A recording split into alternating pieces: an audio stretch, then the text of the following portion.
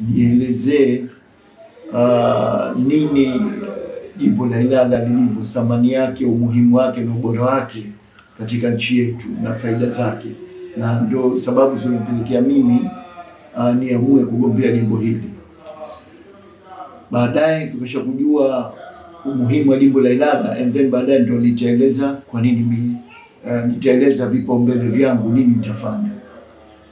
Sasa tukiangalia umuhimu wa jimbo la Ilala ni kwamba tukumbuke kwamba Tanzania kuna majimbo takriban 254.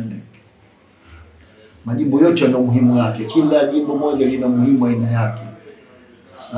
Na hapa kanda ya Pwani tuna majimbo 19, Dar es Salaam hapa tuna majimbo 10. Lakini ukweli usiopingika ni kwamba jimbo la Ilala ni jimbo peke yake ambalo ni la muhimu wa aina yake. Nasema hivyo kwa sababu Tanzania tunategemea uchumi wetu, pato kubwa sana linaloingiza uchumi wetu ni biashara za aina mbalimbali. Na nikisema umuhimu wa Ilala ni kwamba Ilala ni jimbo muhimu sana kwa biashara zote za Tanzania.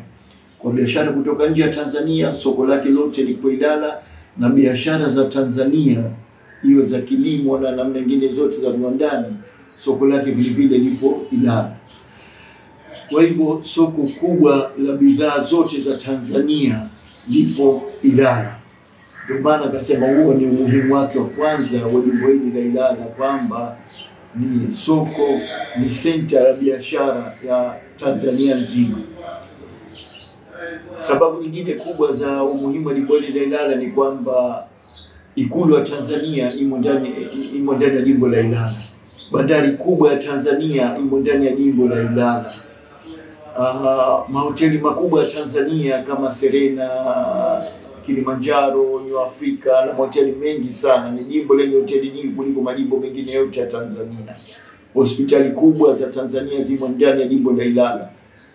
Hospitali kama Muhimbili, Aga Khan, Regency na hospitali nyingine nyingi zote zimo ndani ya jimbo la Ilala. Kituo kikubwa cha ukusanyaji wa mapato Tanzania, TRA, kimo ndani ya jimbo la Ilala. Vituo vya polisi vikubwa Central, Msimbazi na Serengeti Beach vote vimo ndani ya jimbo la Ilala. Makao makuu ya usalama Tanzania yamo ndani ya jimbo la Ilala. Kwa hivyo utakuta mambo mengi sana, hata katika masuala ya michezo, vilabu viwili vikubwa vya Tanzania Simba na Yanga vimo ndani ya jimbo la Ilala. Kwa hivyo hiyo ni baadhi tu ya sifa na umuhimu wa jimbo la Ilala. Sasa kwa mantiki hiyo, mimi nilivyoyaona hayo na nilivyoliona hilo na chama changu cha Chadema, ndio maana kwa pamoja nikaamua mimi nigombee jimbo hili la Ilala. Na kwa kuamini, kwa bahati mbaya sana, mbunge aliyekuwepo pamoja na serikali iliyopo madarakani haijaona mambo yote, haijaona umuhimu na thamani ya jimbo hili la Ilala.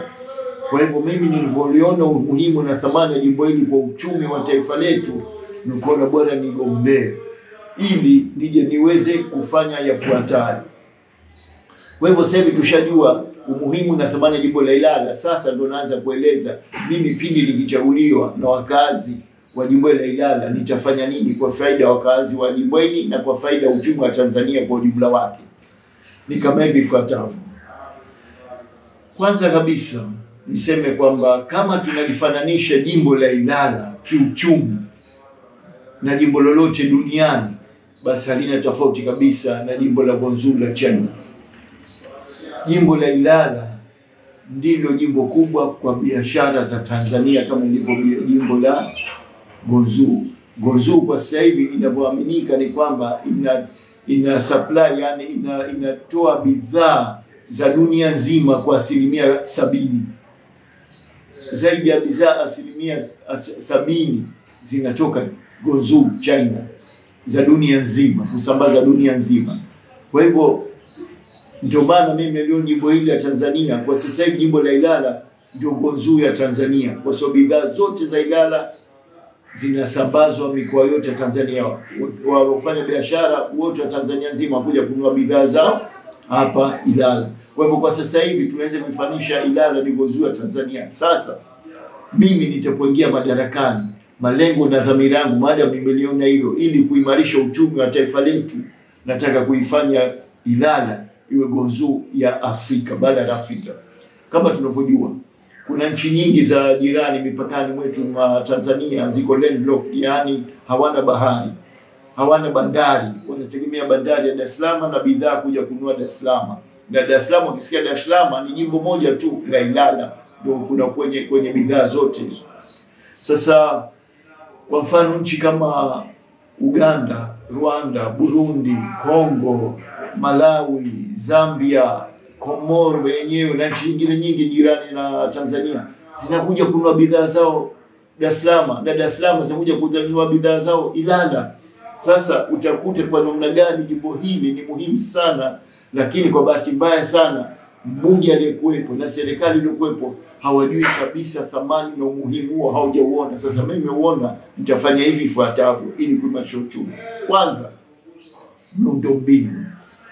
Sote mashahidi, na hapa nitumie nafasi kutoa pole sana wakazi wa jimbo lote la Ilala, hasa wakazi wa Jangwani, wakazi wa Mchikichini, wa kata ya Jangwani, wakazi wa kata ya Mchikichini na wakazi wa kata ya Ilala yenyewe, kutokana na mvua iliyotokea juzi tarehe 13 na maafa yaliyotokezea, karibu watu 9 wamefariki, na maafa yaliathiri kwa kiwango kikubwa sana wakazi wa Dar es Salaam. Wote walipata matatizo sana. Mtu ambaye kila siku alikuwa anatumia usafiri wa gari kutoka pointi moja kufika nyingine kwa nusu saa, kila siku safari hiyo alikuwa anatumia kwa nusu saa. Siku ile ya mvua, kutokana na miundombinu ilivyokuwa mibovu ya jimbo hili, watu walitumia mpaka masaa 7-8 kufika katika maeneo wanayotaka, ambao kila siku wanatumia nusu saa tu. Kwa hivyo hapo utaona ni kiwango gani miundombinu mibovu ilivyo katika jimbo hili. Na kwa bahati mbaya sana, cha kusikitisha, waziri wa mazingira na miundombinu wa nchi hii ndio mbunge mwenyewe wa jimbo hili la Ilala. Kwa hivyo ndio maana nasema hatuna mbunge wa kukidhi mahitaji na umuhimu wa jimbo hili la Ilala. Sasa mimi nitachokuja, cha kwanza kabisa nitahakikisha najenga miundombinu. Jambo la kwanza kabisa nitahakikisha mto Msimbazi, ambao ni mto wa Jangwani, ndio unaleta madhara miara zote kuanzia mwanzo kuna kutokea. Yaani tutaanzia karibu kilomita 10 labda.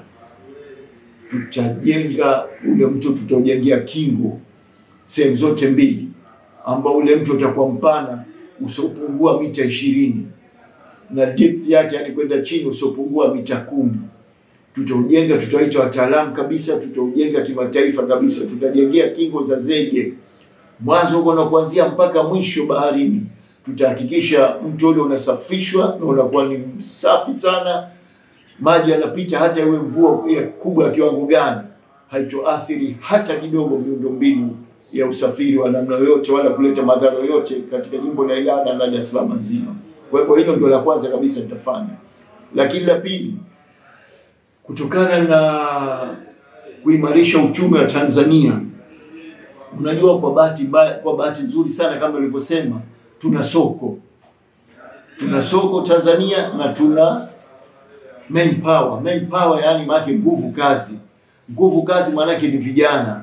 Sasa ukiangalia sasa hivi, ukipita pale Kariakoo, ukipita mtaa wa Kongo, ukipita Msimbazi, ukipita Uhuru, yani maeneo yote yamefurika wafanya biashara wa aina tofauti kabisa. Sasa ndugu zetu wa machinga, lakini wanaweka bidhaa zao chini barabarani kabisa, kwenye mavumbi, kwenye tope.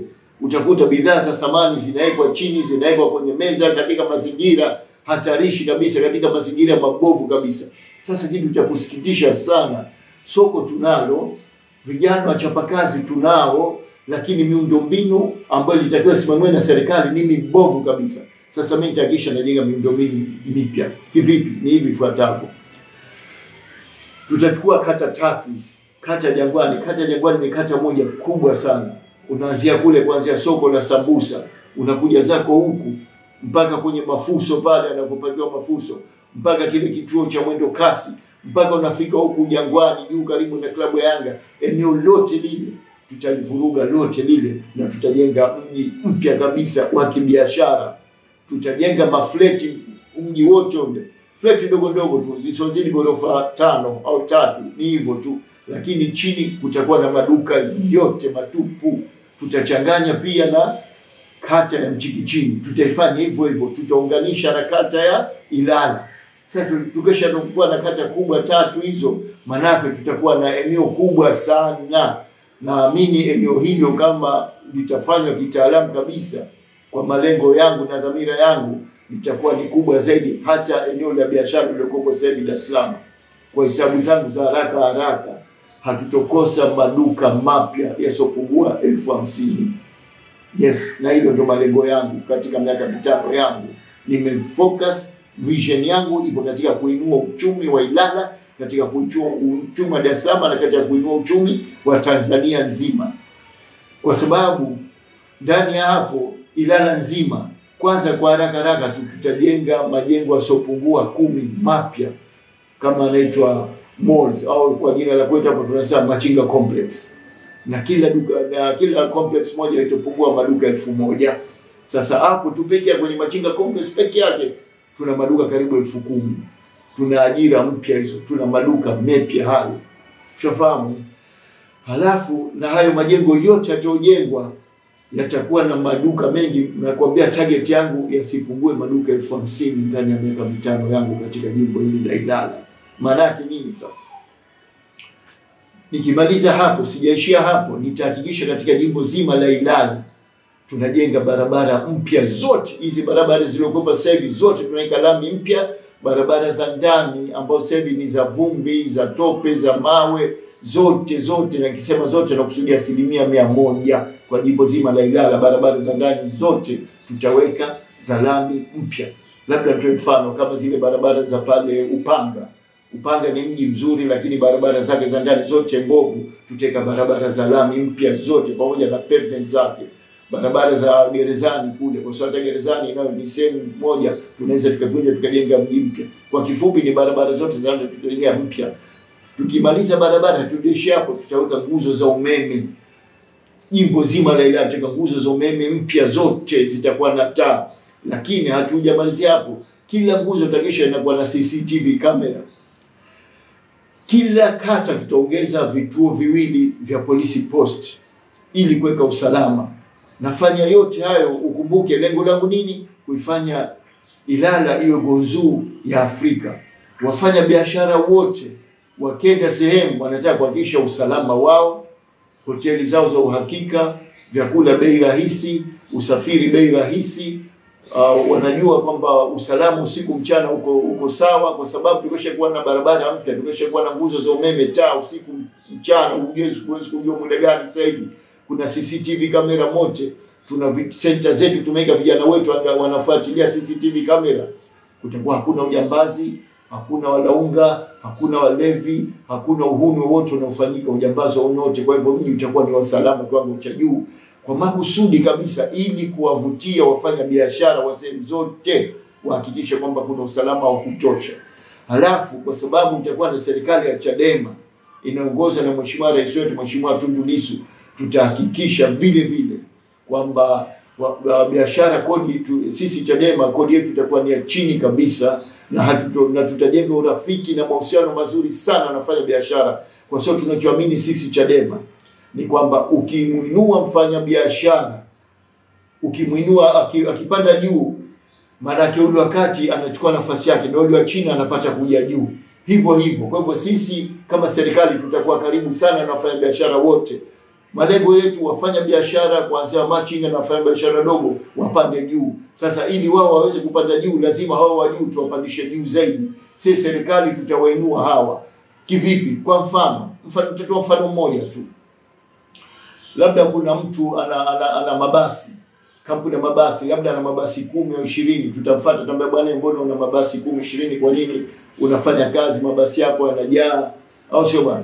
Mabasi yako yanajaa, unafanya kazi kwa ufanisi, madereva wako wazuri, kuonekana kuna ajali nyingi kwenye kampuni yako, kwa hivyo kwa nini ongezwa? Anasema mimi sina uwezo. Tutaambia twende, tutakwenda nchi anayotaka kama Brazil au China au India kumkopea mabasi. Serikali itakopa tu mabasi. Unataka mabasi ngapi? Nataka mabasi 100. Serikali inatia mkataba na inatia saini, na hiyo nchi inatia saini. Serikali haitumii shilingi yake, yule mfanya biashara hatumii shilingi yake, lakini tunapata kukopa mabasi 100. Sasa hapo utakuta kwamba Tukiingiza mabasi milioni ya biashara, ameshaongeza ajira nyingi sana.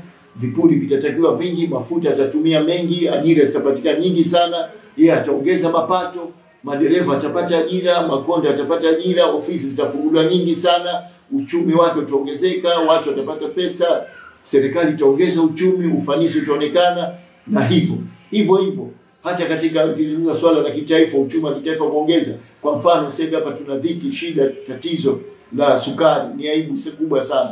Kilombero pale tunaweza tukajenga hata viwanda 10 vya sukari vikubwa vya kisasa. Ni vile tunachukua wafanya biashara tunapeleka nchi za nje kama China, wapi, tunawakopea viwanda vya biashara kuja anajua viwanda hapa bila kulipa hata shilingi. Serikali halipi hata shilingi, serikali inachukua dhamana tu kwa wale wafanya biashara. Tukijenga viwanda 10 pale vya sukari, kuna sukari ya miwa, kuna sukari ya viazi vitamu, viwanda 10 hivyo vitazalisha sukari ya kiwango gani? Tutalima eka ngapi za kilimo? Wakulima watafaidika kwa kiwango gani? Wakulima wa miwa, wakulima wa viazi vitamu, ajira ngapi zitapatikana hapo? Au wafanya biashara watajiri watu wangapi? Viwanda vitajiri watu wangapi? Sukari hiyo itatosheleza kabisa kwa nchi nzima. Bei ya sukari itakuwa chini sana, rahisi sana. Tutapata sukari nyingi sana kuuza nje ya nchi, tutaingiza fedha za kigeni. Yaani kwa kifupi sana naeleza, hata nimetoka nje ya mipaka Ilala, nimezungumza mambo ya kitaifa. Lakini sasa turudi katika jimbo letu la Ilala. Katika afya, sisi Chadema tuna malengo na dhamira kuja kuweka afya bure kwa watu wote, tena afya kiwango cha juu kabisa. Lakini mimi kwa jimbo langu la Ilala tutaongeza, haizuri kwamba tuna hospitali mengi, lakini bado kusema tunatanua jimbo hili la Ilala. Tutajenga vituo vingi sana vya afya. Tutahakikisha kwamba tuna maambulance mengi kwa ajili ya kuwafuata wagonjwa wazee na wajawazito. Tutawafuata nyumbani, tunapeleka hospitali, wakihudumiwa tunarudisha nyumbani wazee. Tutakuwa mpaka na helikopta, ambulance helikopta kwa ajili ya ajali labda imetokea Chalinze, Morogoro, helikopta inakwenda moja kwa moja pale, inachukua majeruhi na waleta Muhimbili au Aga Khan au Regency, kazi imekwisha. Au helikopta nyingine itakuwa standby iko airport, watu kutoka mikoani wamepata ajali, wale waathirika wale mahututi tunachukua pale kwa helikopta tunarusha mpaka Muhimbili, hivyo. Kwa hivyo hiyo ni katika kiafya. Tukija katika elimu, tutajenga shule nyingi sana katika huo mji mpya na jimbo letu lote la Ilala. Kwa michezo pale Jangwani kulikuwa na viwanja vingi, tutarudisha viwanja vyote vya michezo, aina zote za michezo. Tutahakikisha vijana wetu wanafanya michezo kwa kiwango cha juu kabisa kwa Ilala. Nataka Ilala liwe mfano katika majimbo yote ya Tanzania. Sasa maana yake nini sasa? Tutaanza kupokea wageni mbalimbali.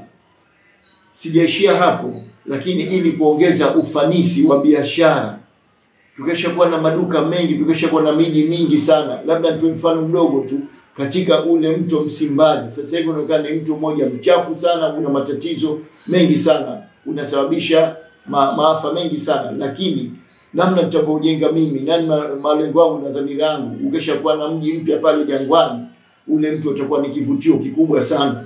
Kwa sababu pembeni ya mto ule ushajengewa kingo za zege, huku na huku kutakuwa na bustani safi sana. Pembeni ya bustani kutakuwa na hayo majengo mapya ambayo chini kutakuwa na hoteli za kila aina, kutakuwa na restaurant, kutakuwa na hoteli ya kisasa, zikiwemo McDonald's, zikiwemo Kentucky, zikiwemo KFC, wakiwemo na mama ntilie vile mama yetu ntilie watakuwepo pale kuuza sembe na maharagi, lakini katika mazingira safi kabisa. Kwa hivyo hiyo ndio malengo na dhamira yangu. Tutaweka mabenchi nne, tutaweka sehemu ambazo za kivutio. Watu watapenda kukaa waone mto maji yanapopita kwa usafi, na wao wanakula vyakula vyao pale. Huko maduka yatakuwa ni mengi sana. Tutajenga mabarabara mpya, tutajenga hospitali, mashule, mahoteli yatajengwa. Sasa hicho ndio malengo yangu katika jimbo hili la Ilala. Lakini si hivyo, tusijaishia hivyo. Tukirudi huku kata ya Mchafukoge mjini huku pamoja na Kisutu, nakumbuka zamani kule kulikuwa maduka mengi sana ya sonara, maduka ya dhahabu. Nakumbuka kule kulikuwa na bureau de change nyingi sana, kulikuwa na benki nyingi sana. Tutarudisha benki zote za kimataifa za kigeni zije ziwekeze pale. Tutarudisha maduka yote ya bureau de change, tutarudisha maduka yote ya dhahabu. Kwa masikitiko makubwa sana, dhahabu yote ya Tanzania imetengenezewa soko Dubai, Thailand, China, India, wakati sisi wenyewe hapa tuna. Sasa mimi nitachokifanya, nitarudisha soko. Serikali yetu ya Chadema itaweka kodi karibu bure, kodi ya chini sana kwa ajili ya dhahabu, kuuza maduka ya dhahabu pale Mchafuko, kata Mchafukoge, kwa makusudi kabisa, ili kuvutia wafanya biashara dhahabu dunia nzima. Kwa hivyo pale tutakuwa center ya dhahabu rahisi duniani, hamna kama pale. Kwa hivyo utakuta ndege zitajaa airport, watu kutoka nchi nyingi za Afrika, kutoka Ulaya, kutoka Arabuni, kutoka Far East, mashariki huko bali, lakini ili makusudi waje kununua dhahabu pale. Maana kini sasa tutatengeneza utalii ndani ya jimbo la Ilala. Kutakuwa na utalii bila kwa mbuga za wanyama, lakini tutatumia dhahabu ya Tanzania yetu kutengeneza utalii ndani ya jimbo la Ilala. Watalii wake wakija, mahoteli yatajaa, madege yatakuja kila mara, taxi zitaongezeka, watafuata biashara, mama ntilie watapata biashara, restaurants zitauzika, watalii wale wakija baada ya kuhesabu watafanya biashara nyingine nyingi. Sasa tukiwa na soko kama hilo, hiyo ndio Ilala ndio nataka kuja kujenga mimi mpya. Na ndio maana hata katika posters yangu, katika mabango yangu nimeandika Mbunge mpya na Ilala mpya, kwa dhamira na malengo hayo. Sasa ndugu zangu, kuna mambo mengi zaidi ya hayo tutayafanya, lakini muda ni mdogo, hautoshi kwa sasa hivi. Niseme tu kwa haraka, kama yoyote atasikia klipu hii na ataona malengo na dhamira yangu hii, na akiona kwamba mimi ninafaa na nitaweza kutekeleza majukumu yangu haya, kwa hivyo nakuombeni ndugu zangu, mnichague mimi, kura zenu zote mnipe mimi, tuweze kuleta mabadiliko Ilala, ambayo yataleta mabadiliko ya jimbo zima la Dar es Salaam, mkoa mzima Dar es Salaam, na pia italeta uchumi utaongezeka kwa kiwango kikubwa sana, zaidi ya mara 10 ndani ya miaka 5 hii, kwa huo mfumo wangu na matarajio yangu na vision yangu katika jimbo la Ilala. Itaongeza hata uchumi, ajira na mambo mengine mengi, na mji wetu utakuwa msafi na uzuri, na madhara yote yaliyotokea kama juzi tarehe 13 na siku zote za mvua itakuwa historia. Katika uongozi wangu mimi mambo yote yatakuwa hayapo hayo, na mji utapendeza sana na utakuwa salama sana, maisha yatakuwa mazuri sana, uchumi wa Ilala utainuka, uchumi wa Tanzania utainuka. Kwa hiyo kwa kifupi sana niseme, naomba kura zenu zote tuweze kujenga Ilala mpya, tuwe na mbunge mpya, tuwe na Ilala mpya, tuwe na rais mpya, tuwe na chama kipya. Haya ndio malengo ya Chadema, na nashukuru sana kwa mpaka sasa hivi, tangu tumeanza kampeni mpaka sasa hivi tumekubalika zaidi ya 90%. Kila tunakupicha tunakubalika sisi, na nikitoa sera zangu hizo ndio nakubalika zaidi. Na niwashukuru sana madiwani wangu wote 10, wamenipa ushirikiano mzuri sana, wako vizuri sana, wana ari sana, wamekubalika sana katika kata zao. Niwapongeze viongozi wetu tuliopewa na chama, Mareki, Mazeki na wote wengine, na viongozi wengine wote, makatibu na mkoa na wenye viti wa mikoa wote, wametupa ushirikiano wa hali ya juu sana. Hapa tulipofika, tumefika na pahali pazuri sana katika ushindi wetu. Kwa hivyo nashukuru viongozi wote wa mkoa wa Dar es Salaam, nashukuru viongozi wote wa Ilala, nashukuru madiwani wangu, nashukuru wakazi wote la Tanzania wote.